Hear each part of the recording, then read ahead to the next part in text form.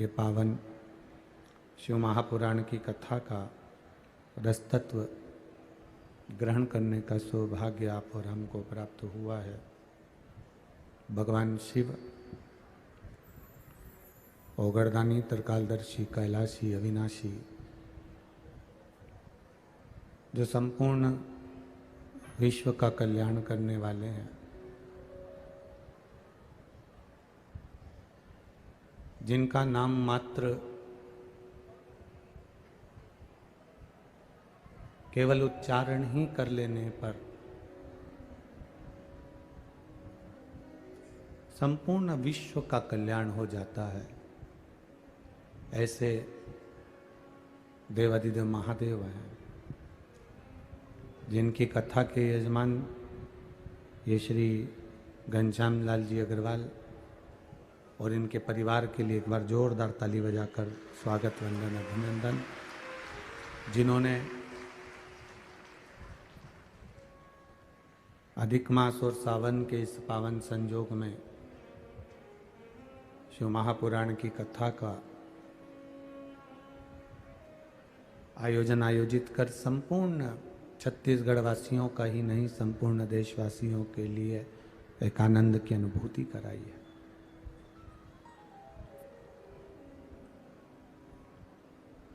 शिव तत्व, भगवान शंकर की कथा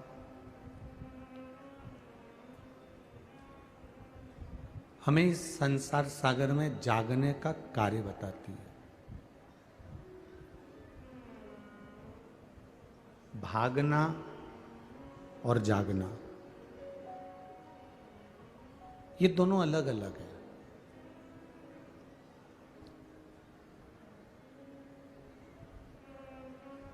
हम जब किसी विषम परिस्थिति में फंस जाते हैं तो हम उस परिस्थिति से भागते हैं। हम जब किसी तकलीफ में आ जाते हैं तो उस तकलीफ से हम भागते हैं। हमारे परिवार में अगर कोई बात हो जाती है तो हम अपने परिवार से भागते हैं।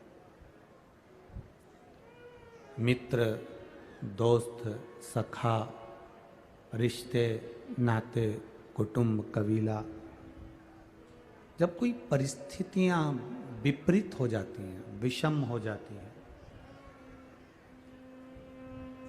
तब हम इन परिस्थितियों से भागते हैं।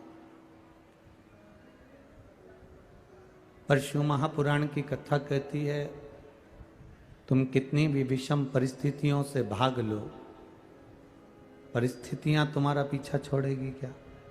बोलो री जी जी, तिलदाने वरा वाली जितनी बैठी हुई है सब बोलो, परिस्थितियां पीछा छोड़ती हैं क्या? नहीं छोड़ती। तो फिर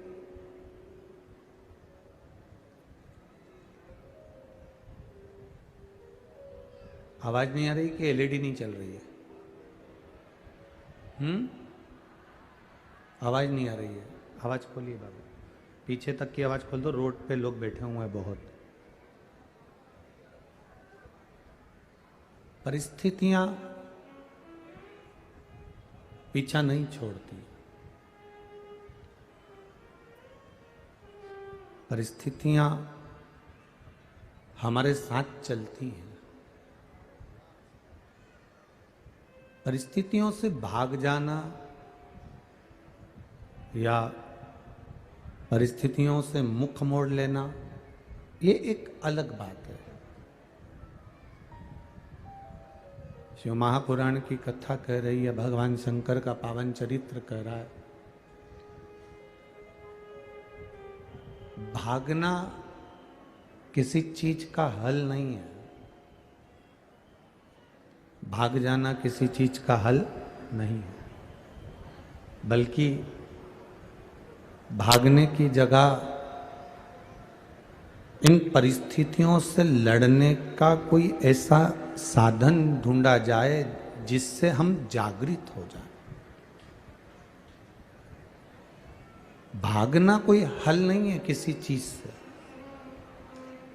दुख आया हम भाग लिए, कष्ट आया हम भाग लिए, परेशानी आई हम भाग लिए, परिवार में अगर तकलीफ आई तो हम भाग लिए।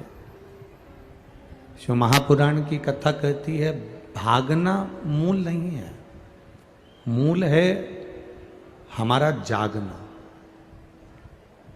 यदि हम शिव महापुराण की कथा को सुन रहे हैं, श्रवण कर रहे हैं, भगवान की कथा का रसपान कर रहे हैं, तो ये शिव पुराण की कथा हमें जागना सिखाती है कि हम ऐसे जागें कि हम इस विषम परिस्थिति से भजन कर कर उससे बल द्वारा, मौन द्वारा, शांति द्वारा और कुछ ना कुछ ऐसा कर्म कर कर हम इस विषम परिस्थिति से बाहर निकल जाए।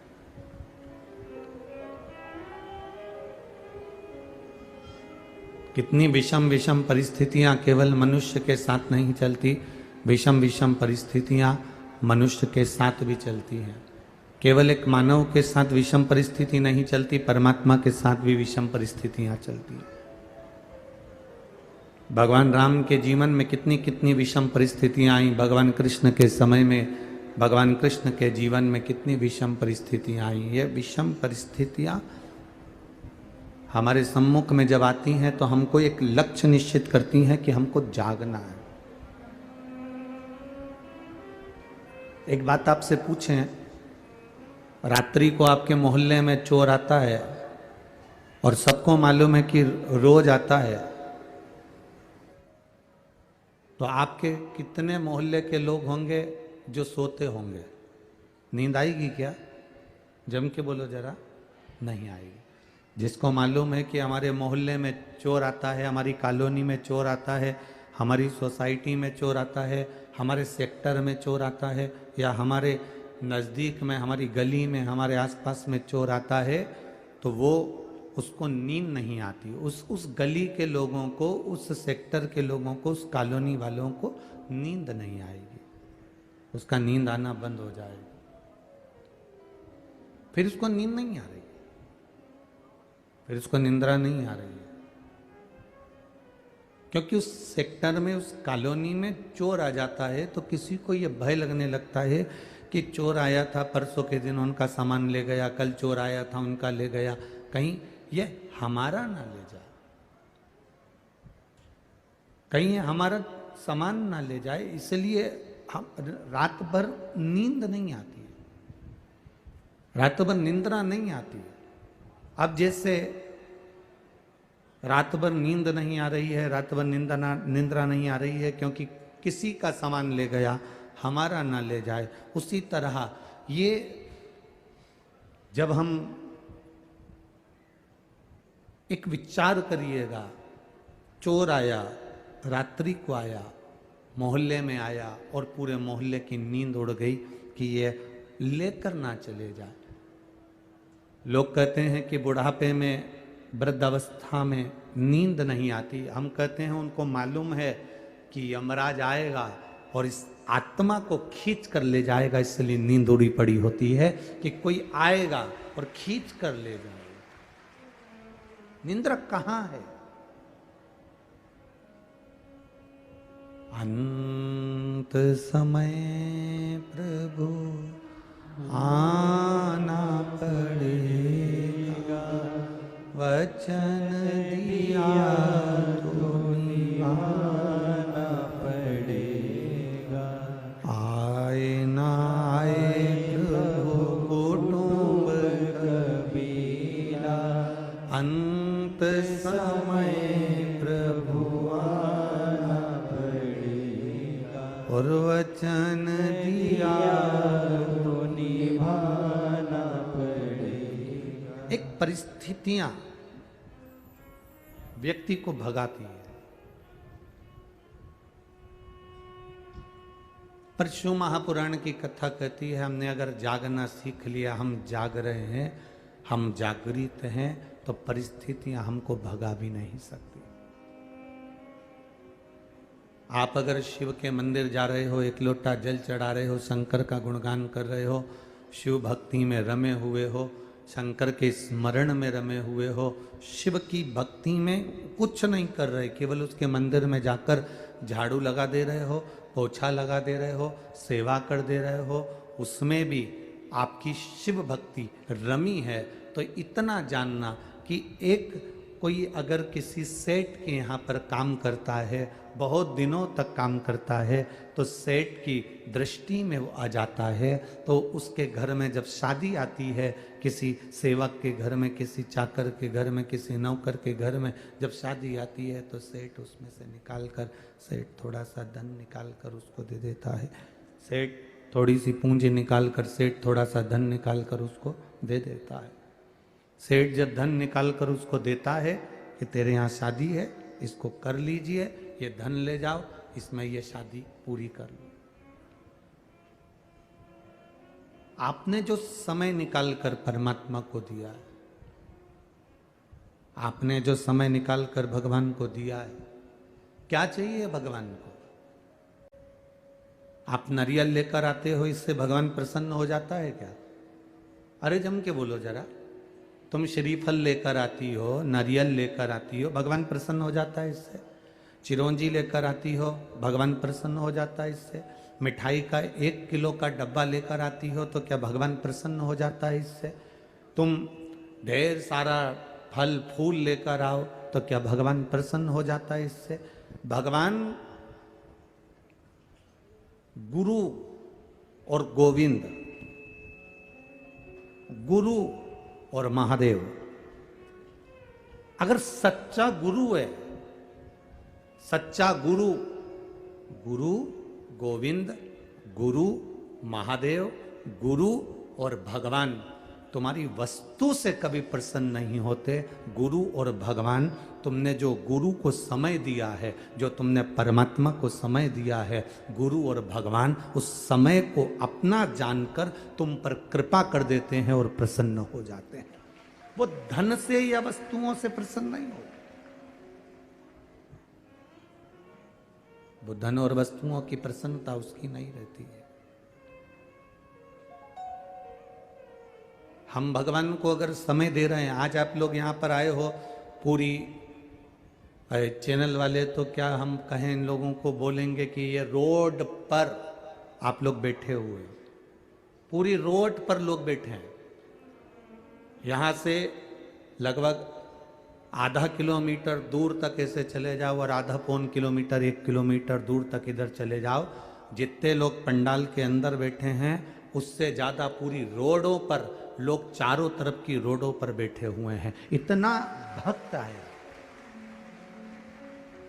चारों तरफ की रोड पर। रोड को छोड़ दो, छोटी छोटी गलियां जिसमें माइक की आवाज भी नहीं जा रही होगी, उस गलियों में भी लोग बैठे हुए हैं। जिस गलियों में गाड़ियां नहीं घुस पाती, उसमें लोग भक्त उसमें बैठकर कथा सुन रहे हैं। क्या दिया है आपने परमात्मा को? क्यों आए हो यहां पर कथा सुनने के लिए? शिव महापुराण की कथा कहती है, तुम्हारे दिए गए श्रीफल से, तुम्हारे दिए गए नारियल से भगवान की प्रसन्नता नहीं है, तुम्हारे दिए गए फल से भगवान की प्रसन्नता नहीं है, तुम्हारे दिए गए लड्डू के डब्बे से भगवान की प्रसन्नता नहीं है। गुरु और भगवान की प्रसन्नता होती है जब उसका भक्त उसको अपना कीमती समय परमात्मा को जब देता है, तो भगवान भी कहते हैं कि तूने मुझे समय दिया तो मैं भी तुझे समय दूंगा। तूने आज मुझे समय दिया है, एक दिन आएगा तो मैं तुझे समय दूंगा। तूने मुझे समय प्रदान करा है, मेरे लिए तू अपना घर छोड़कर यहाँ आकर बैठ गया, मेरे लिए तू अपना द्वार छोड़कर मंदिर आकर बैठ गया, मेरे लिए तू रोज मंदिर आता है, 1 लोटा जल चढ़ाता है, मेरे लिए तू बेलपत्र तोड़ कर लेकर आता है, मेरे लिए तू श्री शिवाय नमस्तुभ्यम का जाप करता है, मेरे लिए राम नाम कृष्ण नाम भजता रहता है, जपता रहता है। तो आपने परमात्मा को समय दिया है, और हमें परमात्मा से क्या चाहिए? समय ही तो चाहिए। जब कोई विषम परिस्थिति में फंस गए, एक्सीडेंट हो गया, वेंटिलेटर पर पड़े हो, कोई तकलीफ आ गई, आईसीयू में पड़े हो, तब तुम भगवान से क्या प्रार्थना करोगे? तुम्हारे परिवार वाले क्या बोलेंगे भगवान से? भगवान इनकी उम्र बढ़ा देना भगवान, ऐसी कृपा करना भगवान, इनकी लंबी उम्र कर देना, मेरे सुहाग की उम्र लंबी कर देना, इन बच्चों के पिता की उम्र लंबी कर देना भगवान, कृपा करना, इनको थोड़ा समय और दे दो परमात्मा, इनको समय दे दो परमात्मा, थोड़ी उम्र और बढ़ा दो परमात्मा। हम भगवान से मांगते क्या है? हम मांगते हैं इनकी उम्र बढ़ा दो, इनका समय और बढ़ा दो, इनकी उम्र बढ़ा दो। तो भगवान भी कहता है तूने मेरी कथा में समय दिया था, इसलिए अंत समय में जब तकलीफ में होगा तो मैं तुझे समय दूंगा। आ गया तेरा समय, समय आ गया तेरा कि तुझे मरना है। उसके बाद भी राजा श्वेत की कथा कहती है, राजा श्वेत प्राण त्यागने का समय आ गया और भगवान का भजन में लगा था, तो भगवान ने कह दिया इसने मुझे समय दिया था इसलिए इसको थोड़ा समय और दो और जाओ तुम यहाँ से। यमदूत इसको नहीं पकड़ सकते, यमराज इसको छोड़ो यहाँ से, तुम छोड़ कर जाओ। यमदूत कहते हैं इसका अंतिम समय, भगवान कह रहे हैं इसने मुझे समय दिया, मेरी सेवा करी, मेरे को जल चढ़ाने आया, मेरी आराधना करी, मेरे मंदिर में चाकरी करी, पोछा लगाया, झाड़ू लगाया, कहीं ना कहीं किसी ना किसी रूप में ये मेरी सेवा में लगा रहा, इसलिए इसने मुझे समय दिया है तो मैं इसको समय दूंगा। और वो अभी आप अपना समय भगवान को दे रहे हो और भगवान तुमको जो समय देगा, अंत समय प्रभु आना पड़ेगा, वचन दिया तो निभाना पड़ेगा, आए ना आए प्रभु कुटुंब कबीला, अंत समय प्रभु आना पड़ेगा। ये अंत समय में हमें उसकी जरूरत पड़ेगी। तुम्हारे मामा जी, तुम्हारे काका जी, तुम्हारी बुआ जी, तुम्हारे फूफा जी, तुम्हारे जीजा जी, तुम्हारी जीजी, तुम्हारा बेटा, तुम्हारी बहू, तुम्हारा पोता, तुम्हारी पोती, तुम्हारा नाती, तुम्हारा पंती, तुम्हारा रिश्तेदार, जितना भी है ना, जिसको तुम समय दे रहे हो ना, ये तुम्हारे काम आखिरी में नहीं आएंगे। वेंटिलेटर पर जब पड़े रहोगे इन सबको डॉक्टर बाहर निकाल देगा, सबको। जब सब बाहर निकल जाएंगे तुम डॉक्टर से कहोगे ये हमारा जीजा जी आंदो ना अंदर, डॉक्टर के जीजा होगा तेरा, चल निकल बाहर यहाँ से, आईसीयू रूम में कोई नहीं आएगा, वेंटिलेटर के पास कोई नहीं आएगा, ये हमारा बेनोई जी है, इनको तो अंदर आंदो, 5 मिनट तो आंदो, चलो बाहर निकलो यहाँ। उस अंत की घड़ी में, उस वेंटिलेटर की घड़ी पर, उस दुख की घड़ी में कोई नहीं आएगा। उस दुख की घड़ी में तब मेरा देवाधिदेव महादेव जिसको तुमने समय दिया है वो सामने खड़ा हो जाएगा।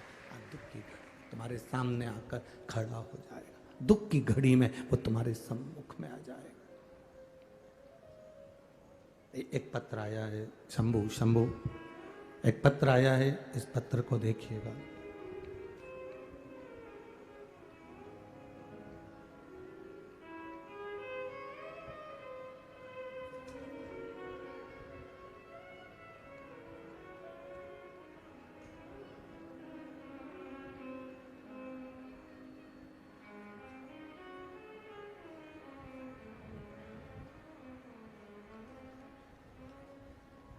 मेरा नाम देवकी रानी ध्रुव है। मेरा नाम देवकी रानी ध्रुव है। मैं गांव किरना की रहने वाली हूँ। मेरी उम्र 32 वर्ष है। कहीं बैठी हो तो हाथ हिला सकती हैं।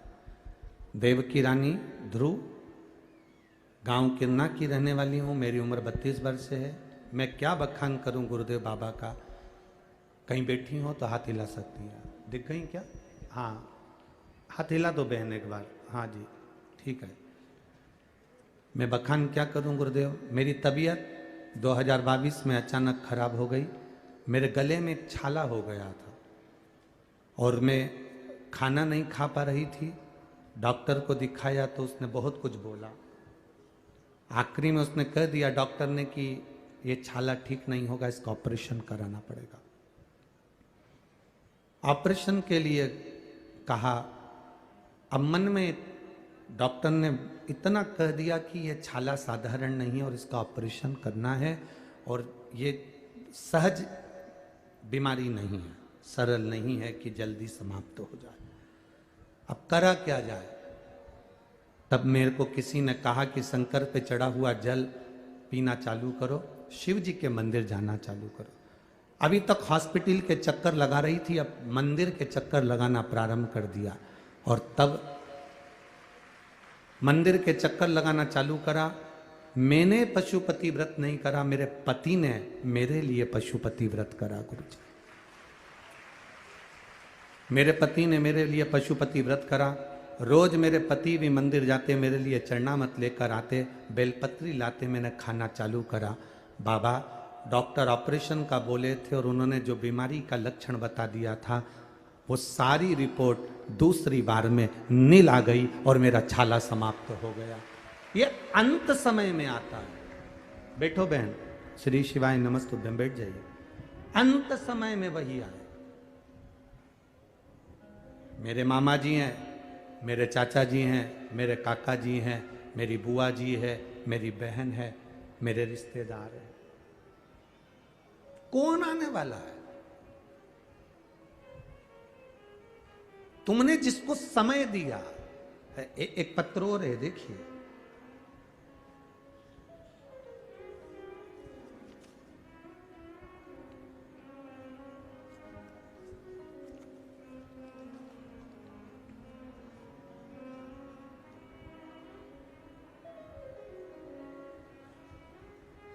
मैं उषा गुप्ता, पति श्री संजय गुप्ता, दुर्ग छत्तीसगढ़ की रहने वाली हूं। कहीं बैठी हो तो हाथ हिला सकती है।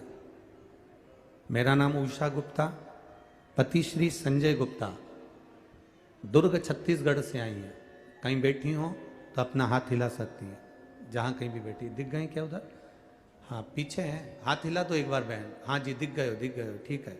ऐसे हाथ हिला तो एक बार वापिस हाथ हिलाओ। हाँ जी, ठीक है। दुर्ग छत्तीसगढ़ से हूँ गुरुदेव।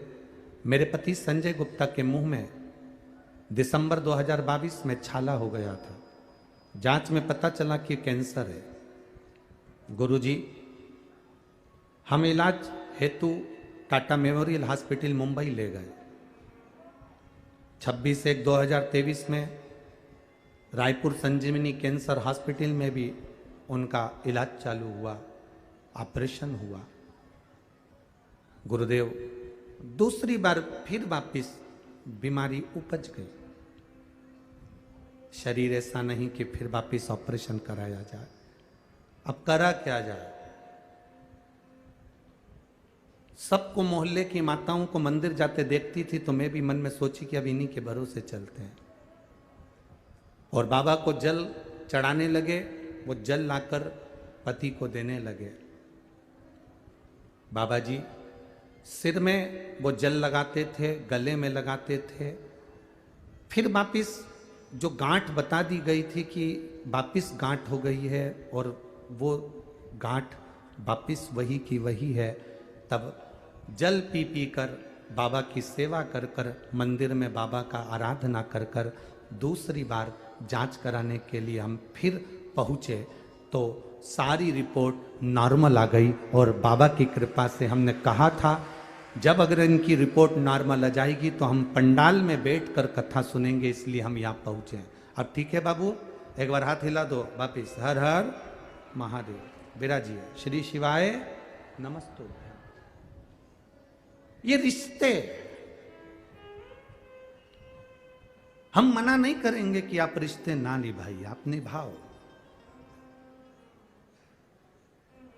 बहू को जितना समय देते हो, पोता पोती को जितना समय देते हो, बेटे को जितना समय देते हो, अपनी दुकान को जितना समय देते हो, अपने व्यापार को जितना समय देते हो, अपनी फैक्ट्री को जितना समय देते हो, अपनी नौकरी को जितना समय देते हो, अपने परिवार वालों को जितना समय देते हो, उन सारे समय में से केवल अगर आप 1 मिनट का भी समय अपने पास के मंदिर में 1 लोटा जल चढ़ा कर दे रहे हो तो वो समय जो तुमने परिवार को दिया वो काम भले ना आएगा, पर तुमने जो महादेव को समय दिया वो समय तुम्हारा महादेव ने अपने खाते में जोड़ कर रखा है।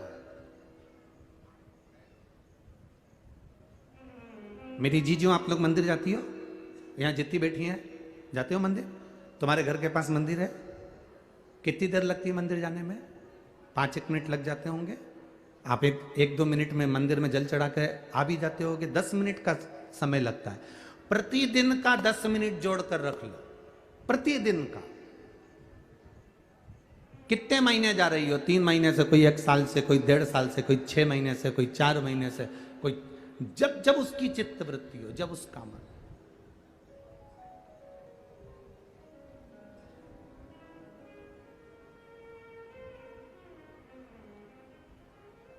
एक मां तो यहां पर बैठी हुई है जो 2011 से शिव महापुराण की कथा सुन रही है हमारी। एक मां बैठी है यहां 2011 से। कहां बैठी है? हाथ हिलावा। 2011 से शिव पुराण की कथा सुन रही है, जिसके 12 बच्चे मर चुके थे। कहीं बैठी हो तो हाथ हिलाना। जिसका 13वां बच्चा 2011 से कथा सुन रही है, और फिर उसने कथा में से कहीं सुन लिया था कि एक बेलपत्री खाना चालू करूं और हो सकता है मेरा 13वां बच्चा बच जाए। और 12 बच्चे जिसके मर गए, गर्भ में आते थे, मर जाते थे, जन्म लेते थे, मर जाते थे।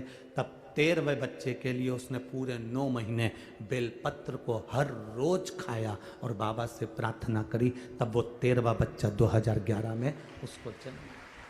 13वां बच्चा।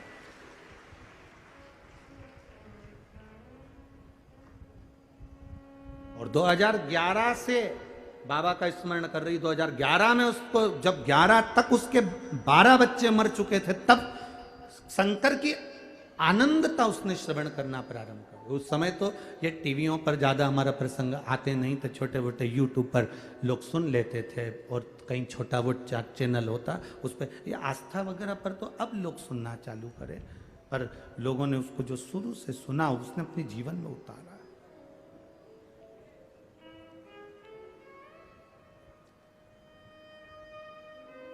शिव तत्व परिवार को दिया समय, नाते रिश्तों को दिया समय, वो समय जोड़ कर रखना। और जो भोलेनाथ जी को दिया समय, आप लोग बहुत दूर दूर से आए हो, गलियों में बैठे हो, रोडों पर बैठे हो, छतों पर बैठे हो, गाड़ियों पर बैठे हो, दुकानों में बैठे हो। और हम क्षमा भी मांगेंगे आप लोगों से कि लगभग आज 20 से 25 हजार लोगों को रेलवे स्टेशन से यहाँ तक नहीं आने दिया, वापस स्टेशन से उनको ट्रेन में बिठाकर भेज दिया वापस। 20 से 25 हजार लोग स्टेशन से वापस भेजे गए, क्योंकि जगह नहीं पूरे तिल्दा के अंदर। कहाँ बिठाया? हम क्षमा मांगेंगे कि आप लोग इतनी दूर से आए और वापस आप लोगों को वापस ट्रेनों में भर भर कर वापस भेजना पड़ रहा। ये तुमने जो दिया है महादेव को, तुमने जो दिया है मेरे शंकर को, तुमने जो दिया मेरे शिव जी को, तुमने जो दिया भगवान की भक्ति को, जो तुमने समय दिया है वो खाली नहीं जाने वाला।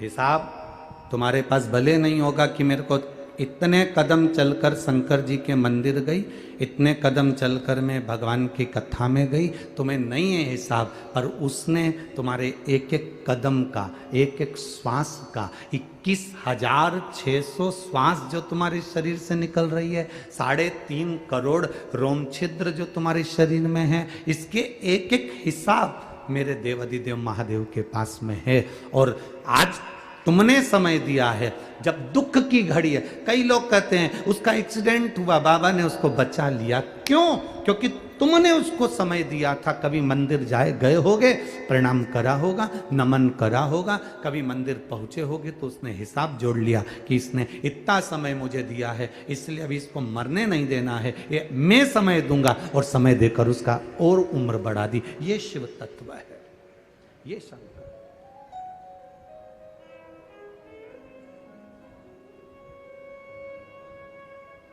छल से समय की गणना ना करी जाए।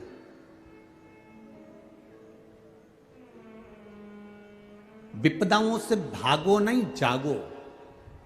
समस्या से भागो नहीं, जागो। आज दुनिया के लोग कहते हैं सारी समस्या का हल एक लोटा जल। प्रत्येक समस्या, मतलब दुनिया के लोग आज जाग गए। पहले भागते थे समस्या से, तकलीफ आई भागना है, हम कैसे निपटेंगे, भगवान क्या होगा, तो लोग भागते थे। दुकान नहीं चल रही, व्यापार नहीं चल रहा, तकलीफें बढ़ गई, बच्चे नहीं हो रहे, तकलीफें। कितना कितना जिसके भाग्य में नहीं उसको भी दिया है मेरे बाबा ने, जिसके भाग्य में नहीं है उसको भी दिया है। एक पत्र आया, उसमें लिखा उन्होंने कि गुरुजी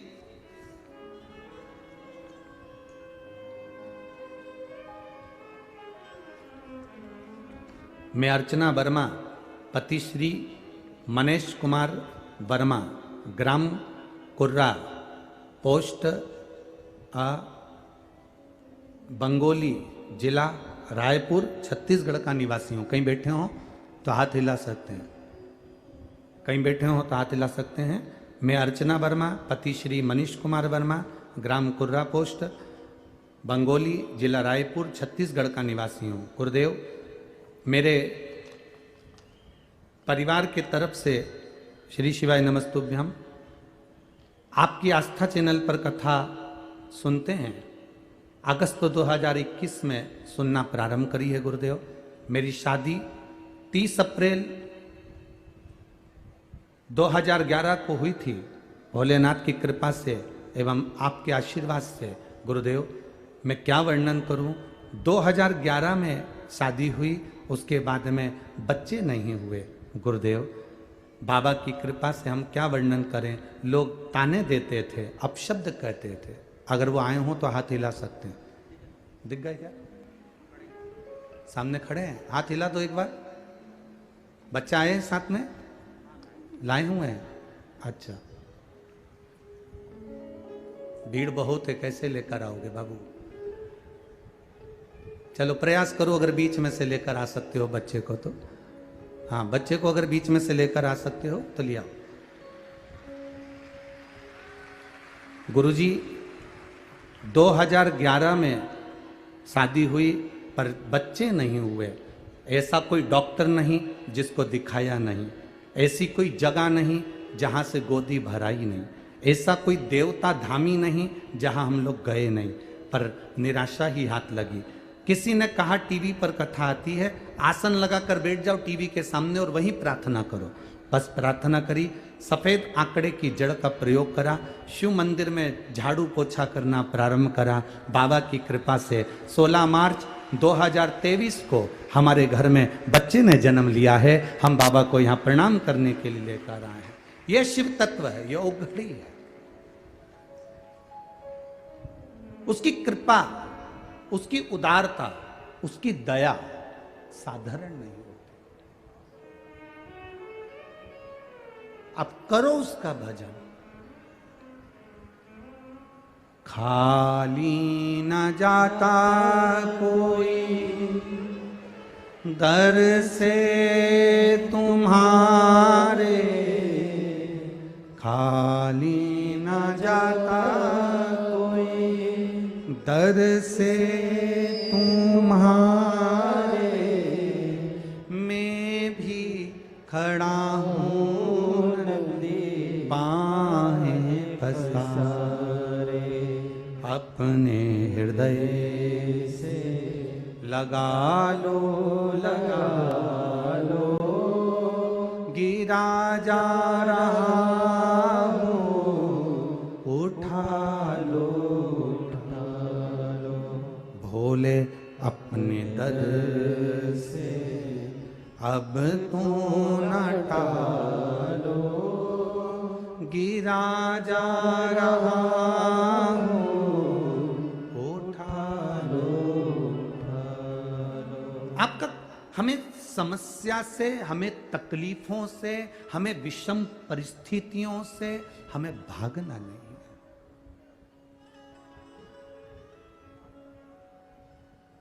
इन विषम परिस्थितियों से अगर हम भाग रहे हैं तो यह हमारी मूर्खता है। इन दुख की घड़ियों में हम भाग रहे हैं तो ये हमारी मूर्खता है। हमें विषम परिस्थिति से भागना नहीं, हमें विषम परिस्थिति से जागना है। जागेंगे तो सारी समस्या का हल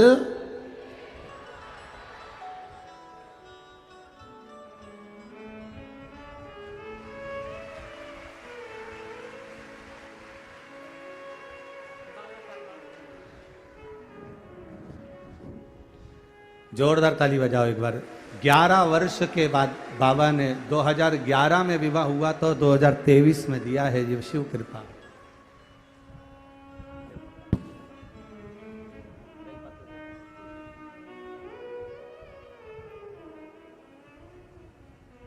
शिव कृपा, ये उसकी उदारता, ये उसकी करुणा, ये उसकी दया। आपने उसको समय दिया है, वो आपके लिए समय निकाल कर पहुंचता है। हम भागे ना परिस्थितियों से, तकलीफों से, कष्ट से, बीमारी से। हमें भागना नहीं, हमें जागना है। हम जागें, हमारी जागरूकता मूल हो। और जब हम जागेंगे तो ये निश्चित है कि हमारा हाथ हमारे देव अधिदेव महादेव जरूर पकड़ेंगे और हमें पार उतार देंगे। हमारा जागना जरूरी है।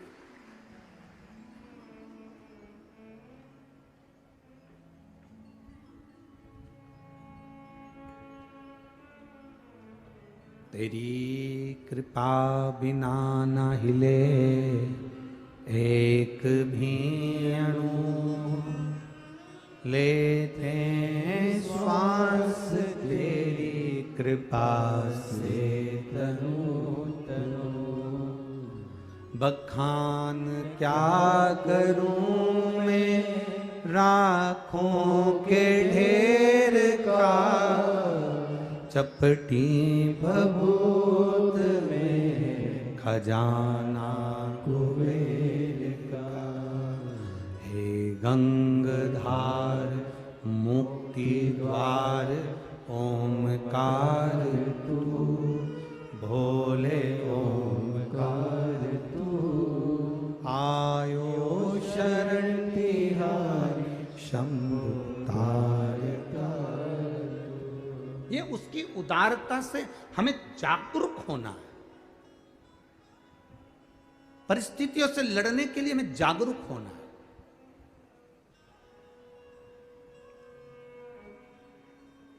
आज एक बेटा पूछ रहा था, गुरुजी मैं कोई व्यापार खोलूं तो सफलता मिलेगी कि नहीं मिलेगी? हम कोई भगवान तो है नहीं कि आपको आशीर्वाद दे दें और कह दें कि आपको सफलता मिल जाए या ये मिल जाए या वो मिल जाए। कभी कभी कभी भी इस व्यासपीठ से बैठकर भी हमने कभी आपको आशीर्वाद नहीं दिया, क्योंकि हम तो खुद उस महादेव से आशीर्वाद लेने के लिए आते हैं। तो हम क्या दे सकते हैं? जो खुद भिखारी हो, जो खुद भिक्षुक हो, वो क्या दूसरे को देगा? हां, हमने उस बेटे से इतना जरूर कहा है कि अगर तुम व्यापार खोल रहे हो, व्यवसाय खोल रहे हो, कंपनी खोल रहे हो, तो शुरुआत में थोड़ा कष्ट जीवन में रह सकता है, पर तुम्हारी मेहनत अगर तुमने दिल से कर ली तो मेरा महादेव पकड़ कर पार कर देगा। ये निश्चित था।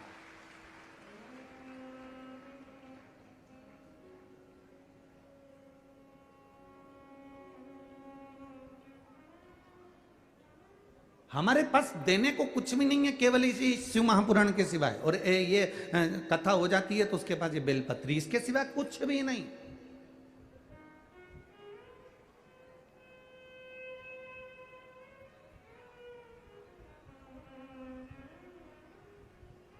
और आपके पास में भी शंकर भगवान को देने के लिए कुछ हो ना हो, बस इतना याद रखना कि आप महादेव को क्या दिए हो?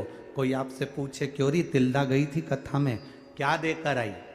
क्योरी कहाँ गई थी? तिल्दा गई थी कथा में, तिल्दा नेवरा पहुंची थी, छत्तीसगढ़ गई थी कथा में, क्या देकर आई? तो तुम बिल्कुल छाती ठोक कर कहना, मैंने अपने 5 घंटे भगवान भोलेनाथ को दिए हैं, समय दिया है।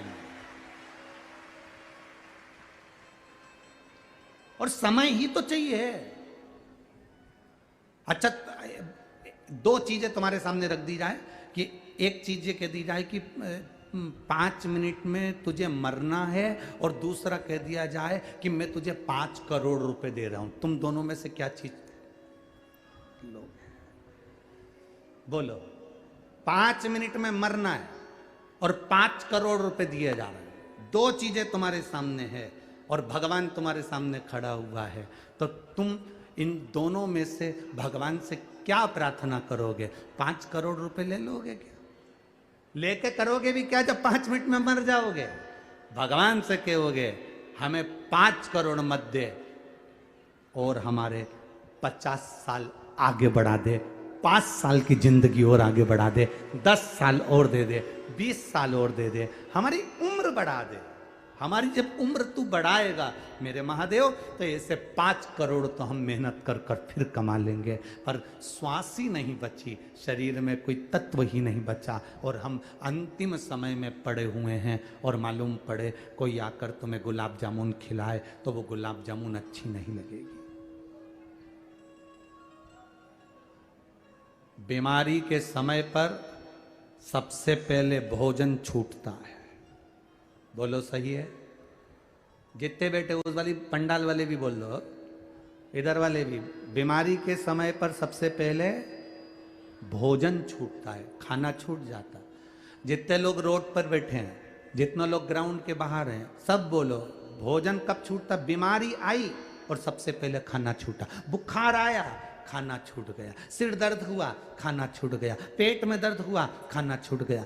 बीमारी अगर आती है तो सबसे पहले खाना छूट जाता है। शरीर में ताप बढ़ता है, बुखार बढ़ता है, तो हमारा भोजन छूट जाता है। शरीर में ताप बढ़ा तो भोजन छूट जाता है। और जब हमारे घर में और हमारे ऊपर पाप बढ़ता है तो भगवान की कथा छूट जाती है, भजन छूट जाता है।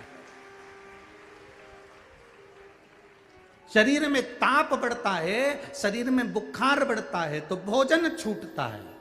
और जब पाप बढ़ता है तो भजन छूट जाता है। जब आप भगवान के मंदिर नहीं जा पा रहे हो, शंकर जी को जल चढ़ाने नहीं जा पा रहे हो, पास में शिव महापुराण की कथा अपने गांव में तिल्दा में हो रही है, और अपना अपना घर छोड़ के तिल्दा के इस पंडाल में नहीं पहुंच पा रहे हैं, तो समझ लेना कि हमारा पाप कितना बढ़ गया होगा। जब शरीर में ताप बढ़ता है तो भोजन छूटता है, और जब पाप बढ़ता है तो भजन छूट जाता है, कथा छूट जाती है, सत्संग छूट जाता है।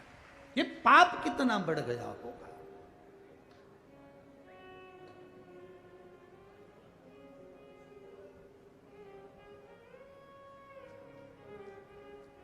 एक नंबर चलता है, एक्सीडेंट होता है तो एक नंबर चलता है एम्बुलेंस को बुलाने के लिए। बोलो कौन सा नंबर है? जम के बोलो जरा। 108। जब 108 नंबर को मोबाइल पर डायल करते हो तो एम्बुलेंस आ जाती है, और जब इस जिभ्या से 108 बार उसको डायल करते हो तो वो भी तो आ जाता होगा, वो भी तो आता होगा।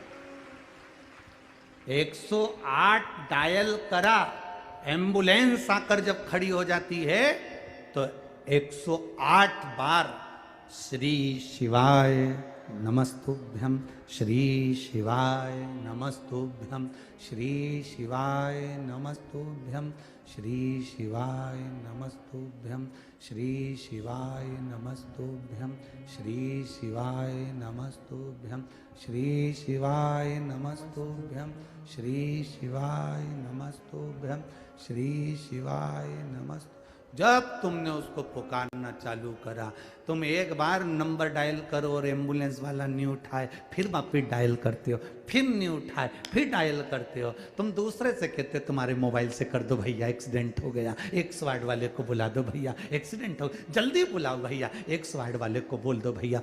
जितने खड़े रहते हैं सब 108 नंबर को डायल करते हैं। जरा विचार करना, शासन ने, प्रशासन ने 108 नंबर इसलिए रखा क्योंकि तुमको याद रहे कि 108 बार राम नाम, कृष्ण नाम, शिव नाम जपोगे तो परमात्मा भी आकर खड़ा हो जाता है। उसके जपने पर, उसके भजन में उसकी कृपा बरस जाती।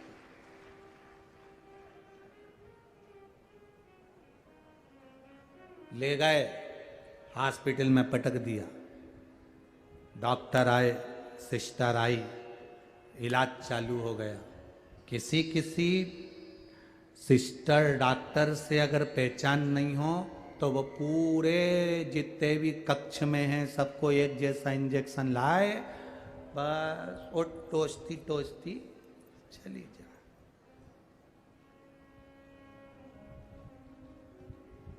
कोरोना का इंजेक्शन किस किसने लगवाया? वैक्सीन किस किसने लगवाई? सबने लगवाई। आप लोग जब इंजेक्शन लगवाने जाते थे तो वहां जाकर देखते थे कि इंजेक्शन वाली अपनी पहचान वाली है कि नहीं। वैक्सीन जो लगाएगी वो पहचान वाली है कि नहीं। क्यों? वैक्सीन वाली अगर पहचान वाली होगी तो जीजी थोड़ा धीरे हो, ए जीजी थोड़ा धीरे हो। इतने में वो सिस्टर